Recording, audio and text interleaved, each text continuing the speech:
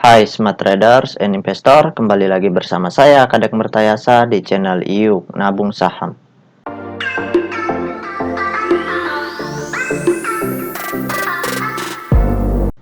Nah, di episode kali ini kita akan membahas salah satu perusahaan yang di-request oleh Albun Musik. Kode perusahaannya yaitu Palm. Nama perusahaannya yaitu PT Providen Agro Tbk. Oke, untuk mempersingkat waktu, kita langsung saja buka datanya di aplikasi iPod. Jika Anda menyukai konten-konten kami mengundang Anda untuk mengklik tombol like dan subscribe agar Anda mendapatkan video terbaru kami setiap minggunya. Pertama, kita buka dulu chartnya ya. Oke, kita perbesar dulu. Setelah itu kita ganti di sini dengan kode PA ya, PALM. Kemudian kita ganti time frame-nya dari Januari. Kemudian kita enter. Nah, kalau kita lihat grafiknya ya, selama setahun terakhir itu harga saham perusahaan PT Providen Agro Tbk ini dari bulan Januari itu sideways. Kemudian dari bulan Mei itu harga sahamnya naik, kemudian sideways lagi. Kemudian di bulan Agustus turun sedikit, kemudian sideways lagi. Kemudian puncak kenaikan tertinggi itu di tanggal 9 Desember sampai mencapai puncak tertinggi di 970, itu tepatnya di tanggal 16 Desember. Nah, sekarang kita ingin lihat apa yang dilakukan oleh investor besarnya selama sebulan terakhir ya, dari tanggal 1 November 2021 sampai kenaikan tertinggi ini. Seperti itu. Oke, kita buka dulu datanya di aplikasi iPod ya. Nah, kita buka data broker semarinya. Nah, di sini kita ganti dengan kode PALM. PALM. Oke.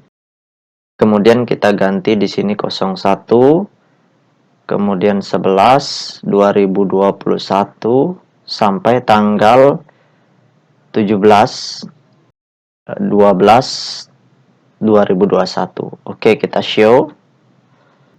Nah, berdasarkan data broker sumarinya atau data-data transaksinya, selama sebulan terakhir dari tanggal 1 November sampai tanggal 17 ya, 17 Desember ini, kalau kita hitung total lot yang dibeli dengan total lot yang dijual secara keseluruhan, maka dapat disimpulkan bahwa terjadi normal distribusi. Nah, ketika saya menggunakan tools tambahan untuk mengecek validitasnya, maka kesimpulannya adalah normal distribusi. Seperti itu.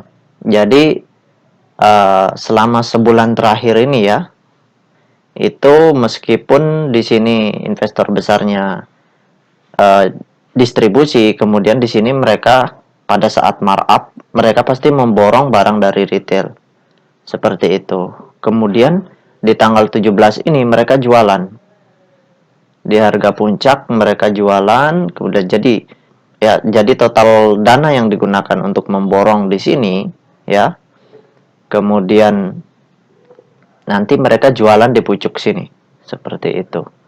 Jadi kesimpulannya normal distribusi. Nah, di sini mereka masih jualan sedikit ya, nggak terlalu signifikan seperti itu. Nanti ketika masif distribusi baru sebaiknya kita mulai mempertimbangkan apakah mau keluar dulu sementara atau menjual dulu sementara atau tetap menghold untuk dipegang dalam waktu yang lama seperti itu atau jangka panjang seperti itu.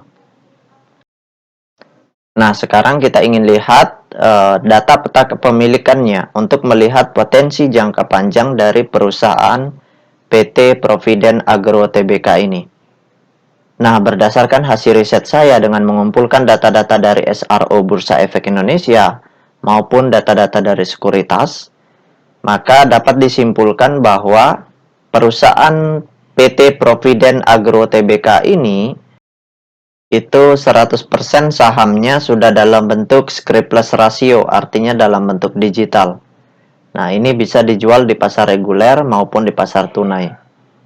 Di pasar negosiasi juga bisa, seperti itu.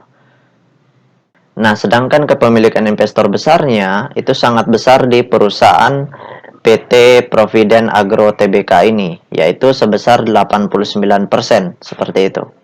Jadi sangat besar sekali. Ini perusahaan sangat berpotensi untuk naik sangat tinggi harganya karena kepemilikan investor besarnya di sini besar. Jadi mereka punya kepentingan yang cukup besar untuk memarkup harganya seperti itu jika mereka membutuhkan dana yang cukup besar. Nah, sedangkan investor retail itu memiliki 2,7%. Jadi kecil sekali retailnya di sini. Maka dari itu mudah bagi mereka untuk hajar kanan seperti itu atau memborong barang-barang yang dijual oleh investor retail yang lain seperti itu atau investor lain seperti itu. Karena kepemilikannya mereka itu retail itu sangat sedikit, jadi mudah bagi mereka memborong karena tidak ada yang mengantri di kolom offer dalam jumlah yang cukup besar seperti itu. Jadi mudah bagi mereka untuk markup harga dengan sangat tinggi seperti itu. Mereka membutuhkan dana yang tidak terlalu besar untuk memarkup harganya. Nah, mungkin itu saja yang dapat saya sharingkan untuk album musik ini ya. Nah, baik teman-teman investor, jika ada yang ingin ditanyakan atau ada yang ingin di-request, silahkan komen di kolom komentar. Nanti saya akan buatkan videonya secara khusus. Baik teman-teman investor, see you next time. Salam cuan selalu.